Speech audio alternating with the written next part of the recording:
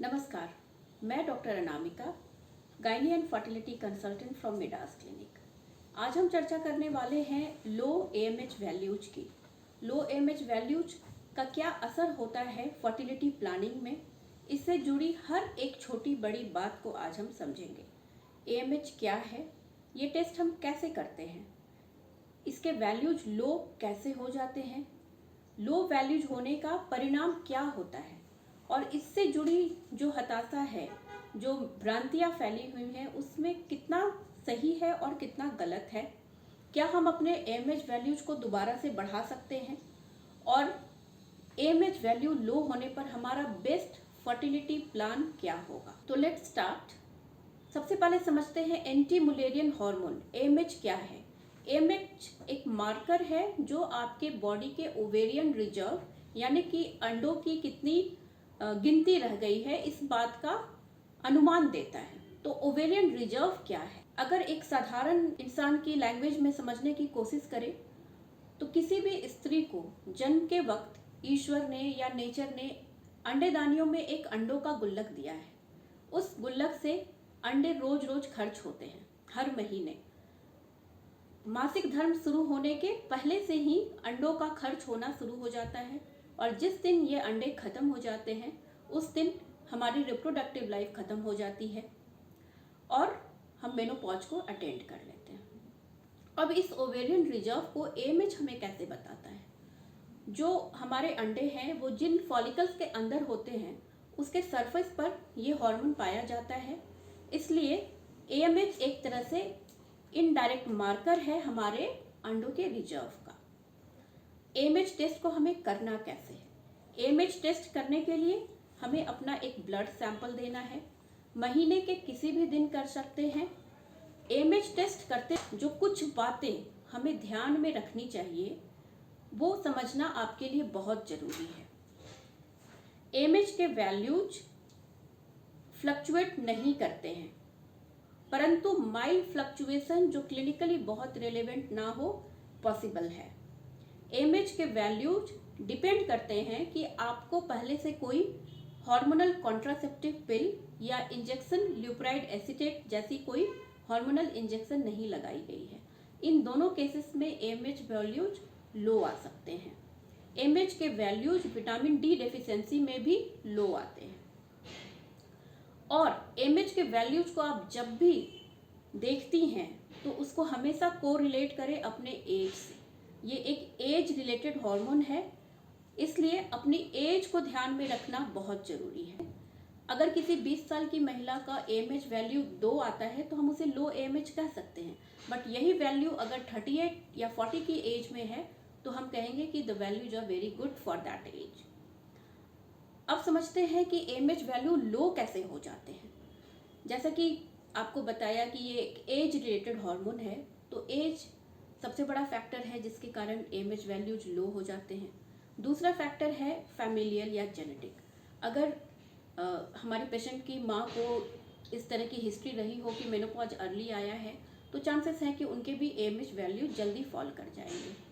कुछ और फैक्टर्स हैं जिसमें ओवरीज या अंडेदानियाँ डिस्ट्रॉय हो जाती हैं, जैसे एंडोमेट्रियोसिस, कोई पेल्विक इन्फेक्शन, ट्यूबरकुलोसिस या फिर सिस्ट जिसमें कि हमें अंडेदानियों का कुछ हिस्सा ऑपरेशन से ही निकालना पड़ा हो या ऐसी कोई दवाइयाँ चलानी पड़ी हो जिससे कि अंडेदानियों को थोड़ा नुकसान पहुंचा हो। इन सब केसेस में एएमएच वैल्यूज लो हो जाती हैं और कई बारी हम ये सटीक तौर पे बता नहीं पाते कि एएमएच वैल्यू लो कैसे हैं।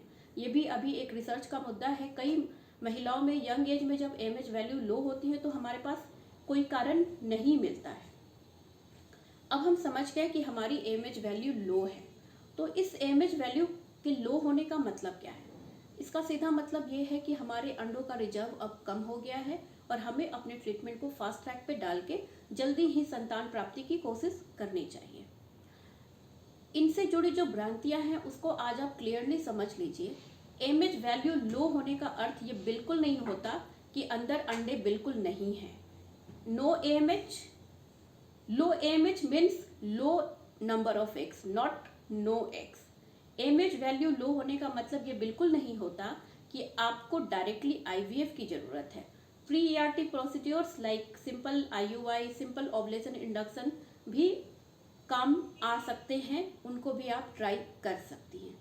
AMH वैल्यू लो होने का मतलब ये नहीं होता कि आपकी अंडों की क्वालिटी खराब है। अंडों की क्वालिटी से AMH वैल्यू का कोई रिलेशन नहीं है, ये सिर्फ क्वांटिटी की बात करता है। AMH वैल्यू लो होने का ये मतलब बिल्कुल नहीं होता कि आपको डोनर एग्स की ज़रूरत है। आपके अपने अंडे भी उतने ही कारगर रहेंगे आपको संतान प्राप्ति कराने में। अब हमने इसके रिलेटेड मिथ्स समझ लिए, कारण समझ लिया। अब सवाल उठता है कि क्या हम इसका इलाज कर सकते हैं? क्या हम AMH वैल्यूज को दोबारा से ठीक कर सकते हैं? तो यहाँ ये समझिए कि AMH वैल्यूज उस ओवेरियन रिजर्व की बात कर रहा है, उस अंडों की गुल्लक की बात कर रहा है जो नेचर ने आपको जन्म के समय दिया था। उस गुल्लक को दोबारा से भर पाना आर्टिफिशियली पॉसिबल नहीं लगता है।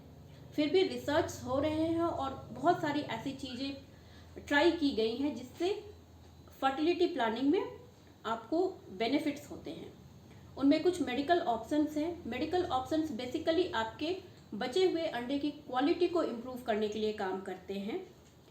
जैसे कि आपको हम कोक्यू की टैबलेट, DHEA की टैबलेट्स या अल्फा लाइपोइक एसिड, मेलाटोनिन, इस तरह के टैबलेट्स देते हैं। विटामिन D की अगर आपको डेफिशिएंसी है तो उसको ट्रीट करते हैं, ताकि जो अंडे हमारे पास हैं उनकी जो माइटोकॉन्ड्रियल्स है उनके सेल्स में, वो सब अच्छी क्वालिटी के हो जाए और हमारे बचे हुए अंडे हमें अच्छे क्वालिटी के मिल पाए। सर्जिकल मैनेजमेंट को हम कहते हैं ओवेरियन रिजुविनेशन। ओवेरियन रिजुविनेशन का अर्थ है ओवरीज को दोबारा से रिजुविनेट करने की कोशिश करना।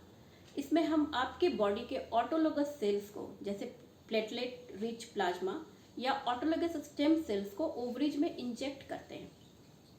ऐसा करने से कई बार देखा जाता है कि जो फॉलिकल्स आपके डॉर्मेंट पड़े हुए थे वो भी डेवलपिंग स्टेज में आते हैं और good quality and good quantity of eggs हमें मिल जाती है ड्यूरिंग फर्टिलिटी ट्रीटमेंट। बट यहाँ ये बात बिल्कुल क्लियरली आपको समझ लेनी चाहिए कि ये सारे जो हमारे ऑप्शन ऑफ ट्रीटमेंट है वो सब अंडर ट्रायल हैं। किसी को भी ऐसे हम सटीक इलाज नहीं कह सकते लो AMH वैल्यूज की। अब हमने इलाज की कोशिश कर ली। अब आता है कि जब हमें ये पता है कि AMH वैल्यू लो हो चुके हैं और हमें ये भी पता है कि इलाज बहुत ज़्यादा हमारे हाथ में नहीं है, तो हमारा बेस्ट प्लान ऑफ ट्रीटमेंट क्या होना चाहिए? तो जो बेस्ट प्लान ऑफ ट्रीटमेंट है लो AMH वैल्यूज के पेशेंट्स के लिए, उसे मैं कहती हूँ एक फर्टिलिटी फ्रेंडली बिहेवियर। इसमें कुछ टू डू थिंग्स हैं and not to do things हैं। जो आपको करना है, what you are suppose to do, उसमें सबसे पहले आती है आपकी डाइट। आप अपनी डाइट को फर्टिलिटी फ्रेंडली बनाइए।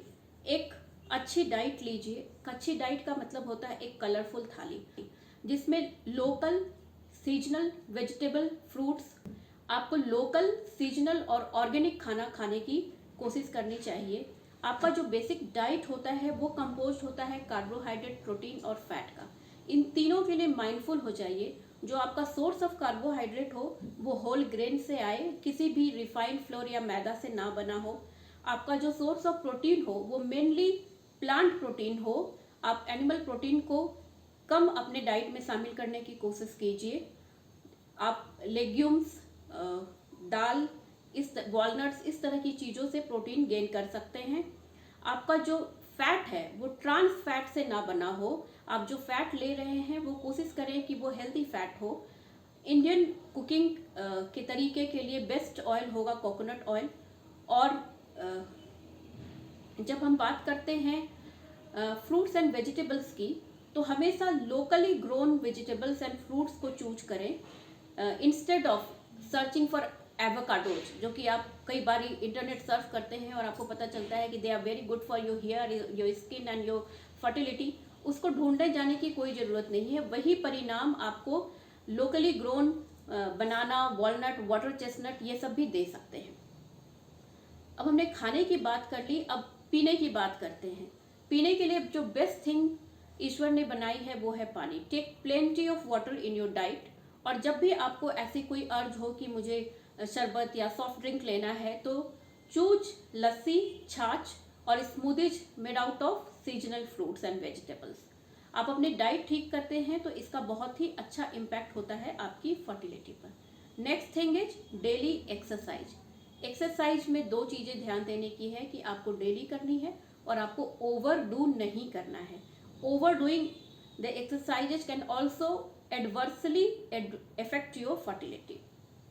तीसरी चीज़ है कोई भी डेफिशिएंसी या अदर डिजीज है like thyroid, prolactin, vitamin D deficiency, उन सबको ट्रीट कीजिए। अब बात आती है कि आपको क्या नहीं करना है।